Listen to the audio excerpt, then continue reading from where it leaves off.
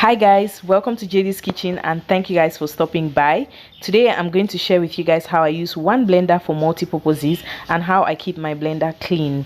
I use my blender for so many things, for spicy things, for fruits, and you know, if you have one blender and you use for so many things, there's a possibility of transferring the smell of spices and ingredients into, like, let's say you're blending fruits. For example, if today I'm blending garlic, ginger and pepper, and later in the evening I have to blend something like pineapple, I have to wash my blender in such a way that the smell of the spices doesn't transfer into the pineapple, it doesn't get stuck in the blender. So I'm going to show you guys how I do that. Now today is a day where I'm prepping my everything I'll need for cooking. So I started by blending my crayfish. I always start by blending the dry ingredients. Why?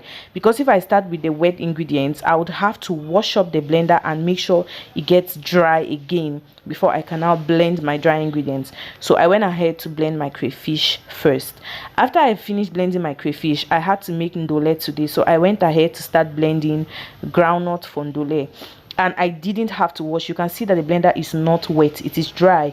You can't see anything on the blender because it's crayfish, everything came out. So but the little particles of crayfish that are in there will not spoil my ndole. Because why?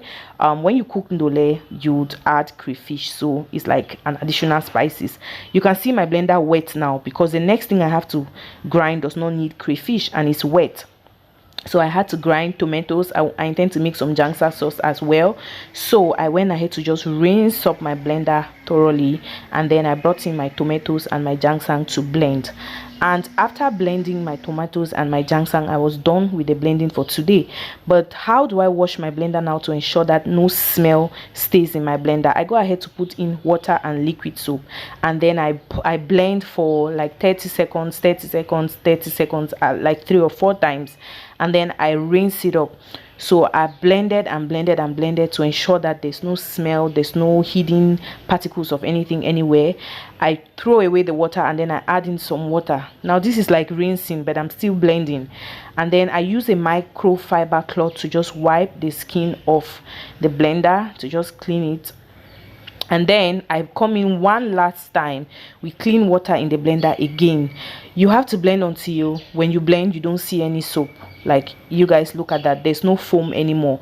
So when I stop blending, when you stop blending, you make sure you don't see any foam, and then you know that okay, your blender is clean. So I just rinse it up and then I turn it upside down to make sure that the water drips completely. Once the water drips completely, you don't want to shut your blender closed. Don't close it, leave it open. When you leave it open, it leaves room for air to come in, and then the smell of all the spices doesn't get stuck. Now you can wake up the next morning and make some fruits in this blender because it blends fruits very well. But today I wasn't making fruits, I was making pancakes. I was making cake, banana cake, and of course banana is a fruit, so yeah, I was making fruit somehow, though I was making a cake. You guys get what I'm saying? So I went ahead to blend my bananas, my eggs. I put in some oil. I was just making banana cake. I'm going to share the recipe with you guys. I do not have a hand mixer, and so this blender comes in handy.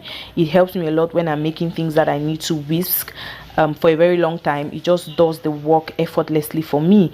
But you want to ensure that there's no smell, there's no transfer of spicy smell. There's nothing as bad as that, like I'm eating banana cake and I'm getting the smell of pepper or green spices. It's terrible. So you want to wash your blender this way. Thank you guys for watching this video. Please subscribe to my channel and look forward to more interesting content.